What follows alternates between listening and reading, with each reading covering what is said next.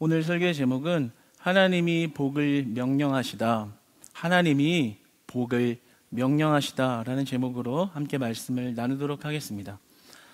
우리가 이 시편을 접할 때, 시편을 대할 때 조금 잘못된 접근으로 대할 수가 있습니다. 이 시편을 어떤 다윗이라는 한 사람의 어떤 개인의 감정과 생각을 표현한 하나의 감탄시, 이 시로서만 이 시편을 대하는 것은 조금 옳지 않은 접근 방법입니다. 왜냐하면 이 시편은 어떤 한 사람의 개인의 생각과 체험과 그 사람이 만난 어떤 하나님으로 인한 감정을 표현한 시 맞지만 그 시의 아름다움을 보여주기 위해서 기록되어진 것이 아니라 이 시편은 구원사를 담고 있습니다. 성경 전체에 우리들을 하나님께로 인도하시는 그 구속사와 구원사의 의미를 담고 있기 때문에 이것은 어떤 대단한 다윗이라는 인물의 대단하고 아름다운 시로 볼 것이 아니라 그 이상의 의미를 가지고 있다는 거죠. 우리가 한 사람의 시로서만 이 시편을 보게 된다면 멀게 느껴집니다. 다윗은 정말 대단하다. 참 얼마나 하나님을 깊게 만났으면 저렇게 찬양할까? 라고만 국한되어질 수 있습니다. 그러나 이 시편이 담고 있는 구원사는 죄인된 우리를 하나님이 얼마나 사랑하셔서 우리를 건지시기 위하여 어떻게 우리에게 다가오셨는지를, 이 시편이 예수 그리스도를 향하고 있고 예수 그리스도로 인하여 우리가 구원함을 얻었다는 사실을 담고 있습니다. 그러니까 이 구원사의 의미를, 구원사를 가지고서 이 시편을 바라봐야 한다는 것입니다.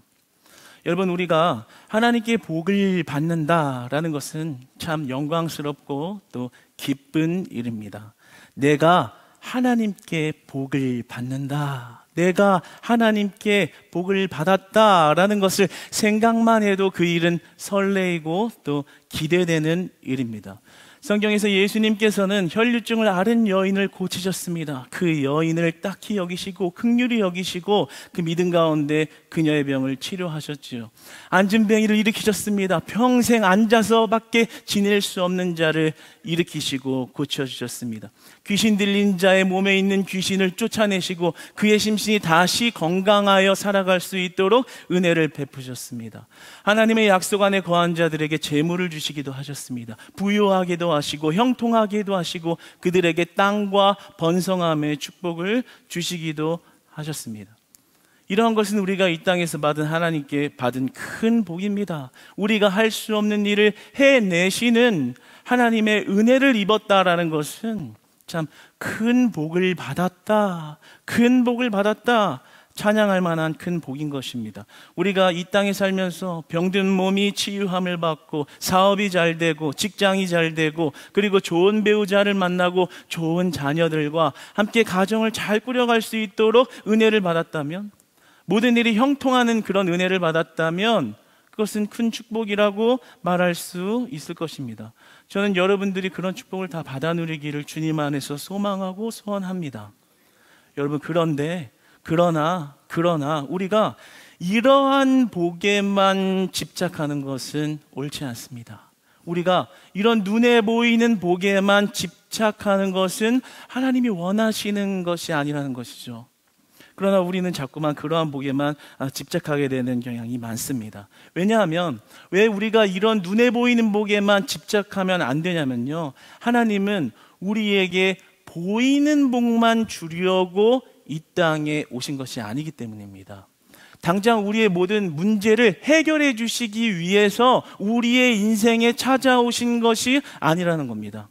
성경에는 많은 복을 받는 것이 나옵니다. 눈에 보이는 복을 받습니다. 그러나 한편에 고난을 받기도 하죠. 많은 복을 받습니다. 그러나 시련을 당하기도 하죠. 복을 앗아가기도 하십니다. 그렇다면 그냥 복을 받고 좋은 게 좋은 걸로 끝까지 해피엔딩으로 살아가게 하시면 좋을 텐데, 왜 우리에게 보이는 복을 주시면서 앗아가시기도 하고 때로는 복을 주셨다가 또 고난을 주시고 시련을 주시는 이런 일련의 과정을 거치게 하실까요? 그것은 하나님께서 궁극적으로 최종적으로 주시고자 하는 복이 따로 있기 때문입니다. 하나님께서는 우리에게 주시고자 하는 그러한 숨겨놓은 복이 있습니다. 그것은 바로 보이지 않는 복입니다. 오늘 본문 3절의 말씀을 한번 다시 읽어볼까요? 시작.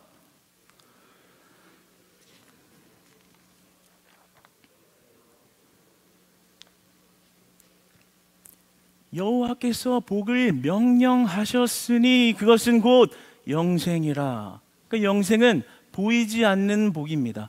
하나님께서 우리에게 궁극적으로 주시고자 하는 복은 눈에 보이는 복만이 아니라 눈에 보이지 않는 그 영원한 복, 영생의 복을 우리에게 주시고자 함인 것입니다. 여호와께서 오늘 복을 주셨다 말씀하시기를 복을 주겠다, 복을 내리겠다가 아니라 복을 명령하셨다라고 말씀하십니다. 반드시 주겠다는 겁니다. 반드시 주고 싶고 내가 너에게 이 복을 반드시 전해주고 싶은데 그 복은 우리의 앞에 놓인 문제만을 해결해 주는 복이 아니라 영생의 복이라. 너에게 여호와께서 복을 명령하시니 곧 영생이라. 여러분, 우리는 그 영생의 복을 받은 자들인 줄 믿습니다. 우리는 보이지 않지만 하나님과 연합하여 죄가 없는 곳, 슬픔이 없는 곳, 코로나의 아픔이 없는 그곳에서 예수 그리스도와 연합하여 영원한 삶을 살며 하나님을 찬양하게 하신 영생의 복을 받은 자들인 줄 믿습니다. 그러므로 그 복이 최고의 복이라는 사실을 우리는 기억해야 합니다. 그리고 그 은혜를 날마다 찬송해야 합니다. 하나님 감사합니다. 영생의 복, 그 구원의 은혜를 나에게 주셨으니 그 은혜보다 큰 것이 없습니다. 영원토록 예배하며 찬양하며 그 하나님이 주신 복을, 그 은혜를 날마다 찬양하겠습니다. 여러분, 우리가 그 영생의 복을 누리는 자를 되기를 소망합니다. 그 영생의 은혜 안에서 하나님 예배하는 자 되기를 소망합니다. 여러분, 베드로가 뭐라고 고백합니까? 베드로가 이르되 은과 금은 내게 없거니와 내게 있는 이것을 내게 주노니 나사렛 예수 그리스도의 이름으로, 나사렛 예수 그리스도의 이름으로 일어나 걸으라, 일어나 걸으라. 무엇입니까? 베드로가 고백하기를 내가 이 땅에서 인생을 살아가는 데에 은이 없고 나는 가진 금이 없지만 그것이 나의 능력이 되는 것이 아니라 나의 능력 되는 것은 나사렛 예수 그리스도의 이름이 나의 능력 된다라고 고백하고 있습니다. 여러분, 예수 그리스도가 생명이고 예수 그리스도만이 우리의 소망되는 줄 믿습니다. 여러분, 그러니까 우리는 예수 그리스도로 인하여 영원한 복을 받았다는 사실에 날마다 기뻐해야 합니다. 옆에 있는 집사님이, 옆에 있는 성도님이 기도에 응답받아서 사업이 잘 되고, 그리고 돈을 많이 벌고 자녀가 잘 되고, 그리고 뭐 어떤 형통하는 축복을 받았다고 너무 배 아파하지 마세요. 너무 낙심하지 마세요. 나의 모습은 이게 뭐지? 나는 왜 이런 축복을 주시지 않을까? 낭망하지 마십시오. 왜냐하면 하나님께서 여기 모인 여러분들에게 눈에 보이지 않는, 눈에 보이는 복보다 더 큰 복을 이미 주신 줄 믿으시기 바랍니다. 눈에 보이는 복이 전부가 아니라 궁극적으로 하나님이 진짜 반드시 주고 싶은 그 명령의 복은 바로 영생이라는 것이죠. 그러니까 이제 더 이상 내가 하나님께 무엇을 얼마나 받았냐로 하나님과의 관계를 자꾸 설정하지 마시고 내가 이미 받은 영생의 복이 최고의 복이요 최고의 은혜라는 사실을 하나님 앞에 담대함으로 찬양하며 나아가시는 성도님들 되시기를 축복합니다. 우리 그 영생의 은혜를 날마다 담대하게 찬양하는 공동체가 되었으면 좋겠습니다. 맨날 내가 가진 게 없어서, 은이 없어서, 근이 없어서 낙심하는 것이 아니라 하나님, 나에게 은과 금은 없지만 나사렛 예수 그리스도의 이름이 나에게 최고의 복입니다 라고 고백할 수 있는 것, 그런 고백을 할 수 있는 자들이 이미 그 영생을 소유한 자고 그 영생을 누리고 있는 자들만이 할 수 있는 고백인 것입니다. 여러분은 하나님께서 이 복을 명령하십니다. 반드시 복을 주겠다, 여호와께서 명령을 하시는데 이 명령은 즉흥적으로 일어난 사건이 아닙니다.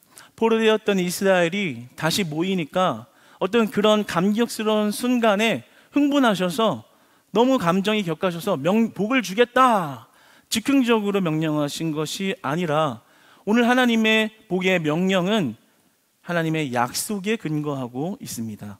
시편 111편 9편을 한번 우리 같이 읽어보도록 하겠습니다. 시작. 여호와께서 그의 백성을 속량하시며 그의 언약을 영원히 세우셨으니 그의 이름이 거룩하고 지존하시도다.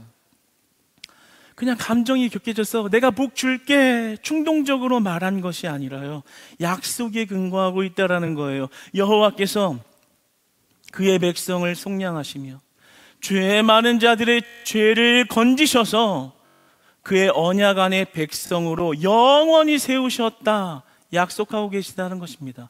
이것은 무슨 말입니까? 반드시 축복하겠다라는 거예요. 하나님이 그 약속의 보증이 되신다라는 거예요. 하나님의 신실함과 하나님의 진실성으로 그 약속을 이행하시겠다라는 것입니다. 그러니까 선택받은 우리들, 영생의 믿음으로 선 우리들은 그 축복을 반드시 받게 되는 것인 줄 믿습니다. 이것은 굉장한 은혜의 영역입니다.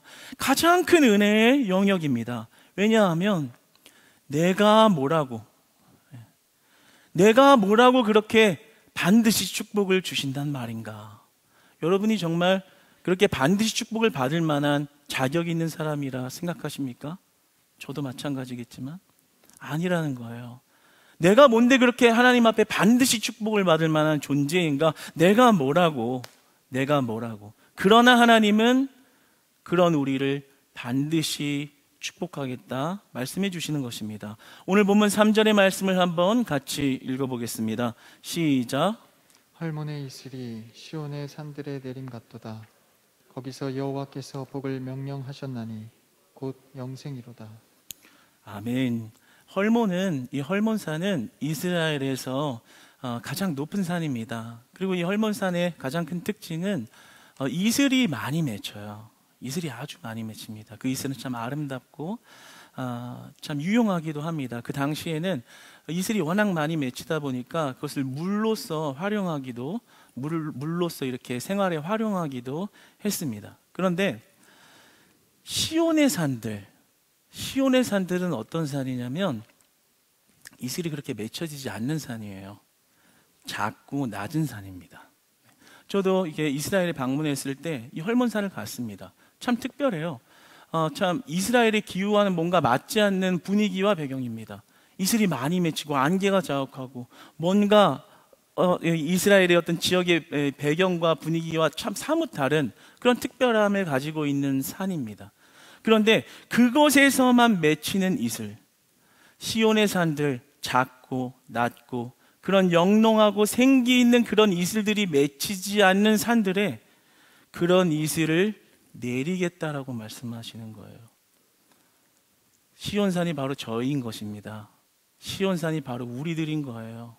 작고 낮고 그 이슬을 받을 자격 없는 나에게 그 이슬을 주시겠다고 말씀하시는 거예요.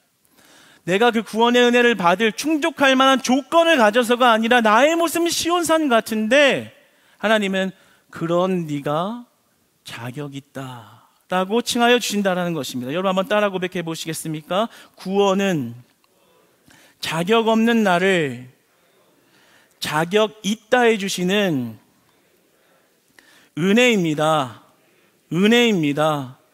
자격 없는 나, 시온의 산 같은 나, 교만한 나, 죄 많은 나, 내세울 것 없는 나, 너무나 욕심이 많은 나, 교만한 나, 변하지 않는 나, 나밖에 모르는 나, 정말 형편없는 나, 하나님 보시기에 하나도 예쁠 것이 없는 그런 존재인 부족한 사람들을 하나님께서 언약의 백성으로 부르시며 하는 말씀이 헐몬의 이슬을 내림과 같이 시온의 산들에도 그 이슬을 내리겠다. 네가 잘나서 네가 예배를 열심히 드리고 네가 모태신앙이고 헌금을 많이 하고 봉사를 많이 해서 그 충족 조건이 맞아서 너를 축복하는 것이 아니라 너가 시온산과 같을지라도 은과 금이 없을지라도 너가 부족할지라도 너밖에 모르는 이기적인 사람일지라도 내가 변화시키겠다, 내가 축복하겠다. 헐몬의 이슬을 내린 것처럼 너에게도 성령의 이슬을 내리겠다라고 은혜를 베푸시는 것입니다. 할렐루야, 할렐루야.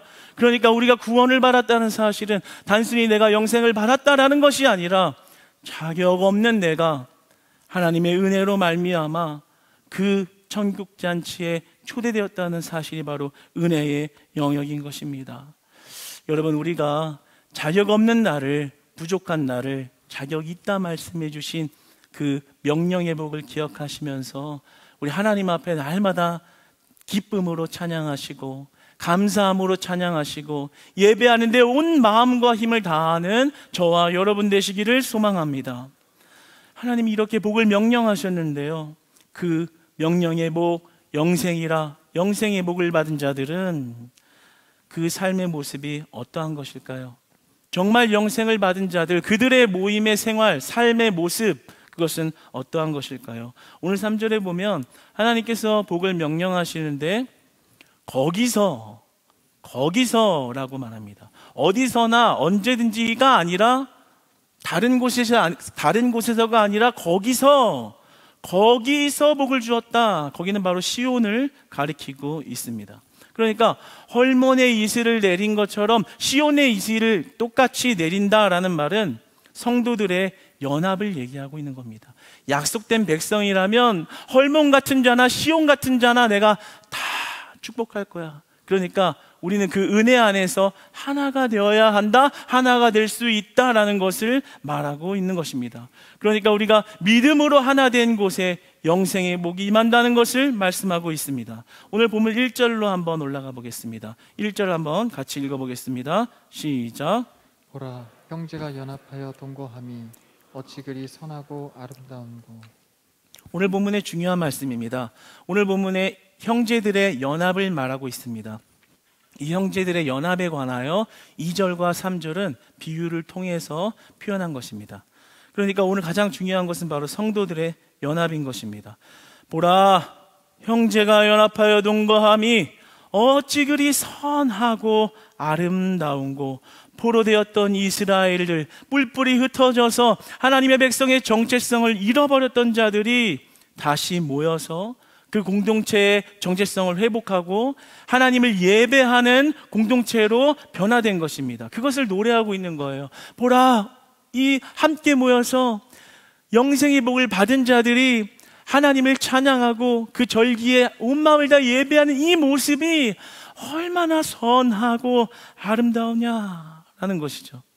그러나 이것은 단순히 다윗의 어떤 하나의 감탄의 고백으로만 끝나는 것이 아니라 우리가 믿음으로 구원받은 자들이, 영생의 복을 받은 자들이 연합하여서 하나님을 예배하는 것이 곧 축복의 전형이라는 것을 말해주고 있습니다. 그러니까 보이는 축복, 내 문제를 해결받는 축복, 돈 많이 버는 축복, 건강이 잘 되는 축복이 다가 아니라 우리가 주신 믿음으로 함께 모여서 예배하는 것이 가장 큰 축복이라고 말씀하고 있습니다. 여러분들이 지금 가장 큰 축복을 받은 줄 믿으시기 바랍니다. 하나님이 원하는 것은 네가 이 땅의 문제를 잘 해결해 주는 것, 그런 도움의 역할을 하는 역할로 내가 있는 것을 원하는 것이 아니라 내가 준 영생의 복을 누리기 때문에 그 자들이 모여서 함께 예배하는 것이 가장 큰 축복이다. 그곳에서, 거기서, 바로 여기서 믿음을, 영생을 받은 자들이 모여 예배하는 그곳에 하나님이 복을 명령하시니 곧 영생이라. 그러니까 정말 우리는 그 큰 은혜 안에 날마다 살아가고 있다는 것을 기억해야 합니다. 그러면서 우리는 연합해야 하는 것입니다. 어떻게 연합을 하나요? 믿음으로 연합하는 것입니다. 어떤 믿음입니까?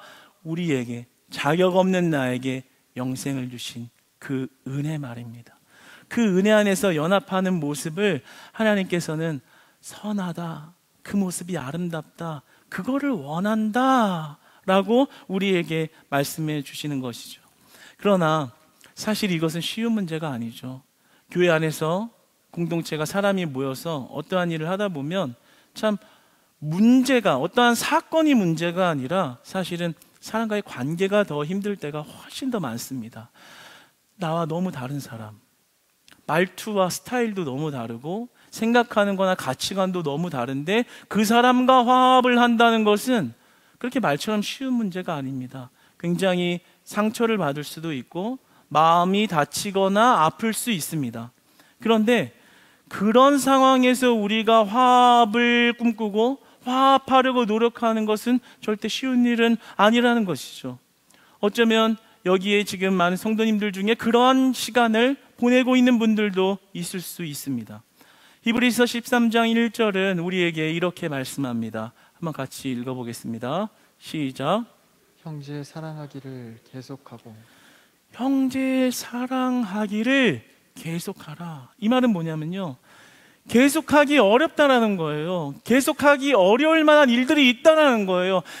잘해보려고 같이 하나님 앞에 하나님 찬양했으면 하는데 내 마음을 아프게 하는 저 사람, 나하고는 너무나도 다른 저 사람 얼굴을 보기가 힘들어서 교회에 나오는 것조차 힘든 그런 상황들이 우리에게 있을 수 있다라는 것이죠. 그러나 우리에게 말씀하시기를 형제를 사랑하기를 계속하라.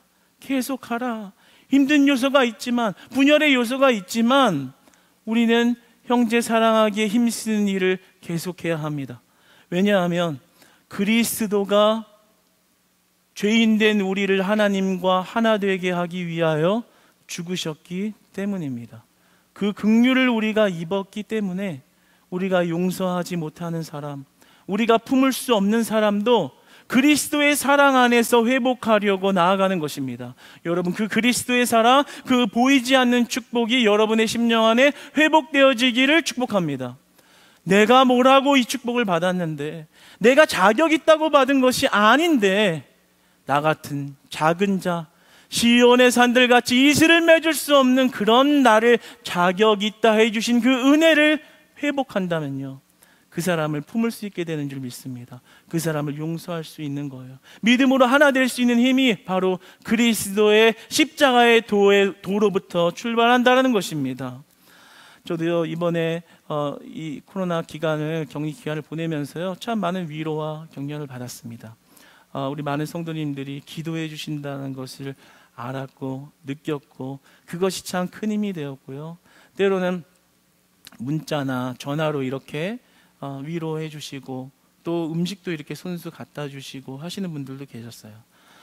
그런 여러 성도님들의 그런 기도와 마음과 이러한 것이 저에게는 참 너무나 큰 위로와 힘이 되었는데요, 오늘 본문이 그런 것을 말씀하는 겁니다. 영생을 받은 자, 그들이 믿음 안에서 서로 사랑하기에 힘쓸 때 그곳에 하나님의 축복이 있다라는 거예요. 여러분이 밖에 나가서 돈 버는 거 중요하죠. 여러분의 일을 잘하기 위해서, 여러분의 꿈을 위해서, 안전을 위해서 하는 것 중요합니다. 그러나 하나님이 여러분에게 주시고자 하는 가장 큰 축복이 어디에 있습니까?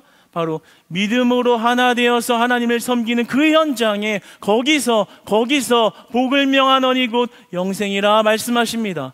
여러분, 그러므로 우리는 그 영생의 복 안에 사는 것이 가장 큰 축복이라는 것을 날마다 기억하시기를 축복합니다. 연합하려고 힘써야 되는 거예요. 계속 사랑하려고 힘써야 되는 거예요. 내 힘으로 안 되는 것을 깨달을 때 그리스도의 무릎 앞에 무릎 꿇는 것입니다. 하나님, 내가 잘나서 구원받은 게 아니라는 그 사실을 다시 깨닫게 해주세요. 나는 구원받을 수 없는 자격 없는 자를 구원해 주시기 위하여 주님이 죽으셨다는 사실이 내 심령 안에 강물같이 흐르게 하여 주세요. 그 사실 하나가 여러분의 심령 안에 충만하게 거할 때 우리는 화합할 수 있는 것입니다. 코로나가 끝나게 되면 우리는 모임을 다시 시작하겠죠. 소모임이 회복되겠죠. 팀 활동을 하겠죠. 어떤 팀 사역 같은 것을 하겠죠. 그러나 코로나 시기 동안에 개인주의적이고 개별적으로 활동하던 그런 개인적인 성향이 강해져서 그때 충돌이 일어나고 다시 모였을 때 연합할 수 없다면 얼마나 슬픈 일이겠습니까? 여러분, 우리가 이 시기에 도모해야 되는 것, 이 시기에 집중해야 되는 건 무엇이겠습니까? 바로 그 영생의 복이 최고의 복이라는 것을 알고 회복하는 것입니다. 그 안에 살아가는 것입니다. 그것만이 우리의 믿음을 연합시킬 수 있기 때문입니다. 3절에 보면 형제가 연합하여 동거함이라는 말은 원문의 의미로 보면 형제가 함께 거처하였다라는 뜻을 가지고 있습니다. 여러분, 저를 따라 고백해 주십시오. 우리는 함께 모여서 예배하기에 힘써야 합니다. 우리는 함께 모여서 예배하기에 힘써야 합니다. 한 심리학자가 이런 얘기를 하더라고요. 한 통계를 보니까 오늘날에 이렇게 코로나로 인해서 교회에 출석하는 것이 이렇게 의무적이지가 않다 보니까 마음대로 좀 안 나올 수도 있고 좀 이 핑계 저 핑계 되면서 온라인으로 예배를 드릴 수 있다 보니까 편안하다는 거예요. 그걸 편안하게 느끼는 사람들이 좀 이렇게 많아지고 있다는 겁니다. 그러나 여러분, 우리가 반드시 기억해야 하는 것은 하나님은 모여서 예배하는 것을 원하십니다. 모여서 예배하는 거기에 축복이 있다라고 말씀하십니다. 우리가 흩어져서 지금 예배할 수 있는 것은 하나님의 은혜의 영역인 거예요. 성령 하나님께서 시간을 초월하시고 공간에 지배를 받지 아니하시기 때문에 이런 위기 상황 속에서도 예배할 수 있는 어떤 환경이 주어졌다는 것은 하나님의 은혜인 것이지 우리에게 편안함을 제공하고 안락함을 제공하기 위해서 주신 것이 아니라는 것입니다.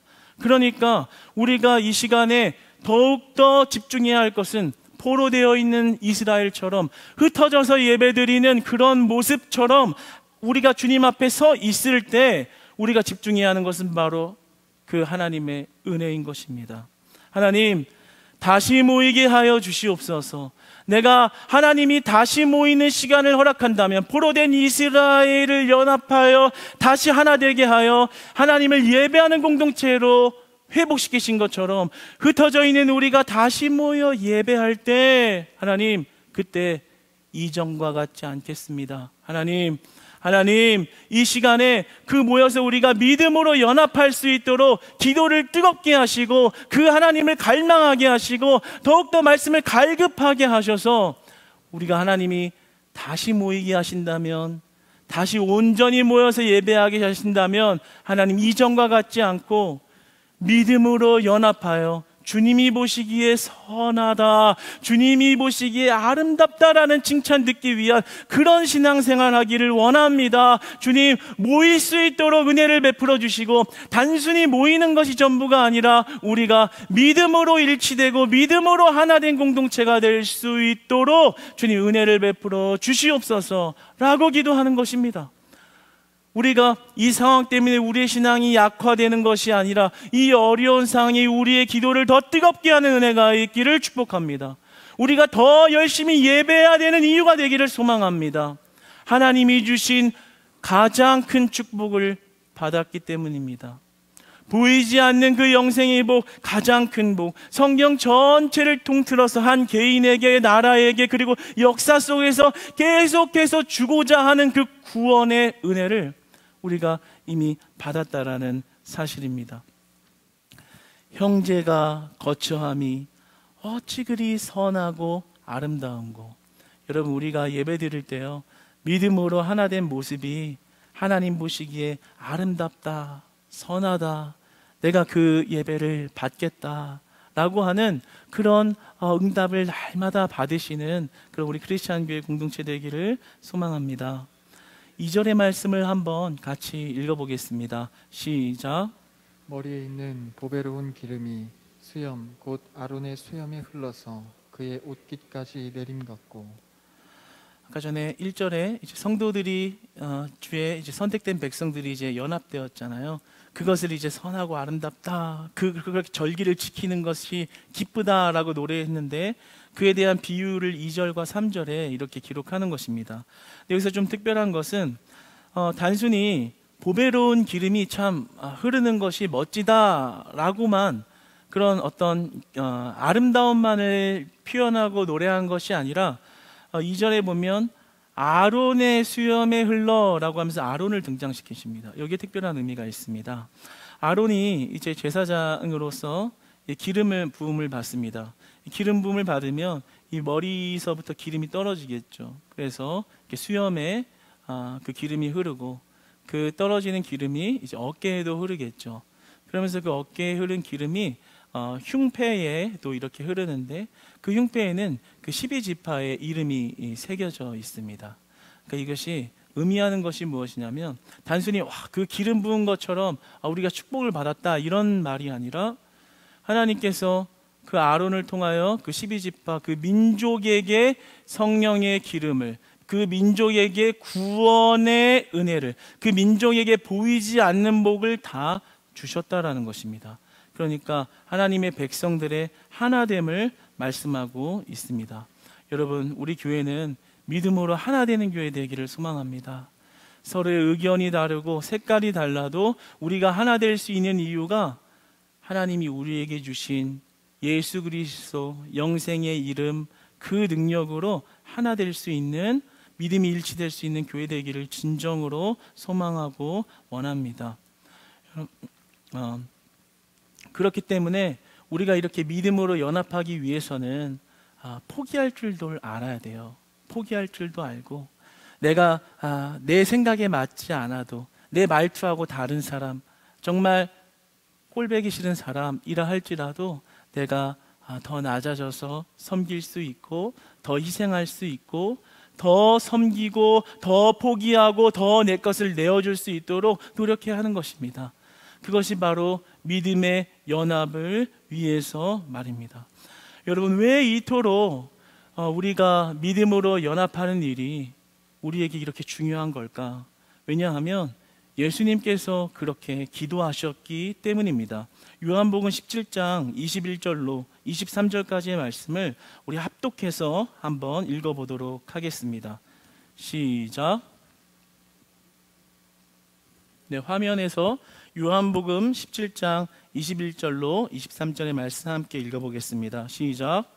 아버지여, 아버지께서 내 안에, 내가 아버지 안에 있는 것 같이 그들도 다 하나가 되어 우리 안에 있게 하사 세상으로 아버지께서 나를 보내신 것을 믿게 하옵소서. 내게 주신 영광을 내가 그들에게 주었사오니 이는 우리가 하나가 된 것 같이 그들도 하나가 되게 하려 함이니이다. 곧 내가 그들 안에 있고 아버지께서 내 안에 계시어 그들로 온전함을 이루어 하나가 되게 하려 함은 아버지께서 나를 보내신 것과 또 나를 사랑하심 같이 그들도 사랑하신 것을 세상으로 알게 하려 함이로소이다. 아멘. 아버지여, 하나님께 기도하는 거예요. 예수님이 아버지께서 내 안에, 내가 아버지 안에 있는 것 같이 그들도, 우리들도 하나가 되어서 우리 안에 있게 하사 세상에 그것을 나타내게 하옵소서. 성부와 성자가 하나 된 것처럼 우리가 믿음으로 하나 된 그 모습이 세상 사람들, 그러니까 믿지 않는 자들을 돌이킬 수 있는 방편이 된다라는 거예요. 가장 좋은 전도가 된다라는 겁니다. 그러니까 우리가 전도를 하기 위해서 많은 물질을 사용하고 정말 옥합을 깨고 많은 것들의 시간과 노력을 투자하는 것 중요한 일이지만, 아주 본질적으로 우리에게 필요한 것은 그런 어떤 전도를 해서 이 사람들이 많아지고 이 자리가 다 메꿔지고 교회가 더 커지고 하는 것을 하나님이 원하신다는 것이 아니라, 하나님께서 원하시는 것은, 하나님 앞에 예수님께서 하나님 앞에 기도하고 간절히 구하는 것은 내가 하나님 안에 거해서 하나 된 것 같이 우리에게 주신 영생의 복으로 언약의 백성들이 하나가 되게 하셔서 날마다 그 사실 하나로 기뻐하고 날마다 그 사실 하나로 예배하기에 힘쓸 수 있는 공동체가 되라는 것입니다. 그것이 가장 좋은 전도라는 거예요. 세상 사람들, 믿지 않는 사람들이 그 모습을 보고 돌아온다라고 말하는 것입니다. 그들도 사랑하신 것을 세상으로 알게 하려 함이로소이다 라는 것입니다. 여러분, 우리가 정말 50교회 분립교회를 짓고 100개의 미자립 교회를 돕는 것, 우리 교회가 부흥하는 것, 아무리 화려하고 아무리 멋진 예배당과 아무리 멋진 카페와 아무리 좋은 형식들을 다 가지고 있어도 만약에 우리 안에 그 영생의 은혜 때문에 서로 하나 되고 있는 모습이 없다면요, 하나님이 원하시는 모습은 아니라는 겁니다. 언제든지 분열될 수 있다라는 거예요. 교회가 성장했습니다. 부자가 됐습니다. 부흥이 됐습니다. 모든 게 풍요롭고 차고 넘칩니다. 그러나 그 안에 믿음이 일치되어지지 않기 때문에 의견이 다르면 분파가 생기고, 생각이 다르면 교회가 깨지고, 어떤 의견의 차이가 나서 서로의 만족이 불만족스러우면, 서로의 의견이 불만족스러우면 정말 곳곳에 뿔뿔이 흩어져 버리는, 교회가 무너져 버리는 일들이 얼마나 많습니까? 우리 주변에서도 얼마든지 찾아볼 수 있는 일들이 일어나는 이유 무엇입니까? 그 영생의 은혜, 보이지 않는 복, 그 믿음으로 은혜로 하나 되어 있지 않기 때문입니다. 그러니까 우리가 진짜 부흥을 하고 싶다면, 정말 하나님이 주신 부흥을, 하나님이 주신 선교를 이뤄간다는 것은 무엇일까요? 우리의 마음 안에 보이지 않는 복, 그 영생의 복이 하나님 가장 커요. 하나님, 그것보다 큰 복이 없습니다. 나에게 그 믿음을 주셔서 내가 이렇게 믿음의 지체들과 함께 예배할 수 있는 것, 이게 가장 큰 복입니다. 하나님, 은과 금은 나에게 없지만 예수 그리스도의 이름 나에게 주신 것 날마다 찬양하겠습니다. 그 은혜를 생각하니 옆 사람이 사랑스럽네요. 하나님, 내가 왜 싸웠을까요? 왜 분열했을까요? 하나님이 주신 은혜가 이렇게 큰데 왜 품지 못했을까요? 하나님, 더 사랑하게 해주세요. 사랑하게 힘쓰기 원합니다. 하나님의 나라가 이곳에 이루어지는 것, 보이지 않는 복을 받은 자들의 예배 속에서 하나님이 이뤄가신 일 되기를 소망합니다 라고 고백하는 것입니다. 사랑하는 여러분, 여러분들 모두 다 영생의 축복을 받은 자들인 줄 믿습니다. 영생의 축복을 다 받은 자들인 줄 믿습니다. 그렇다면 우리의 삶에 가장 하나님이 원하시는 것, 내가 잘되고 성공하는 것, 실패하면 낭망하는 것, 그런 모습이 아니라 그 위에 하나님이 최고입니다라고 연합하여서 날마다 예배하는 것입니다. 여러분, 우리가 이 시기에 하나님을 예배하는 데 더 힘쓰기를 원합니다. 오늘 뭐라고 말씀하십니까? 거기서 축복한다, 거기에 내가 복을 명령한다 라고 말씀하십니다. 바로 이것인 것입니다. 영생을 확신하는, 구원을 확신하는 자들이 모여 하나님 그 은혜가 최고입니다로 찬양하는 그 시온에 하나님의 복이 명령되어진다라는 것입니다. 여러분, 그 복을 다 받아 누린 여러분의 예배 연장과 삶의 연장과 가정과 사업장이 다 되시기를 축복합니다. 여러분, 코로나가 잠잠해지면 그때 잘 모이면 되지 라는 어떤 상식선의 신앙생활에 머물러 있는 것이 아니라, 하나님이 도대체 우리에게 무엇을 주기 원하시고 하나님이 우리에게 무엇을 주셨는가 우리가 생각할 때, 우리가 다시 모이게 된다면, 다시 다 모여 예배하게 된다면, 하나님, 우리가 이제는, 하나님, 내가 이제는 믿음으로 예배하겠습니다. 믿음으로 하나 되어 예배하겠습니다. 하나님, 믿음으로 예배하는 것 감사한데 그것이 가장 큰 축복을 받은 것이라 말씀해 주시니 하나님 감사합니다. 그 축복 안에서 살아가게 하옵소서. 그 축복 안에서 예배하게 하옵소서. 여러분, 우리가 그 명령의 복을 다 받은 자들로서 하나님 앞에 예배할 때 그 가장 큰 축복을 받았다는 사실이 여러분의 어두움과 외로움과 고독함과 낭망의 마음을 다 씻어내리는 오늘 이 시간 되기를 축복합니다. 가장 큰 축복을 받았기에 가장 큰 축복을 주신 이에게 우리가 연합하여 찬송하고 예배할 수 있는 은혜, 하나님, 그것이 바로 우리의 은혜된 줄 믿습니다. 오늘도 이 주일을 그 주신 믿음의 은혜 안에서 반드시 승리하시고 그 축복 안에서 모든 어둠이 다 빛으로 회복되어지는 사랑하는 크리스찬 교회 성도님 다 되시기를 주님 안에서 축복합니다.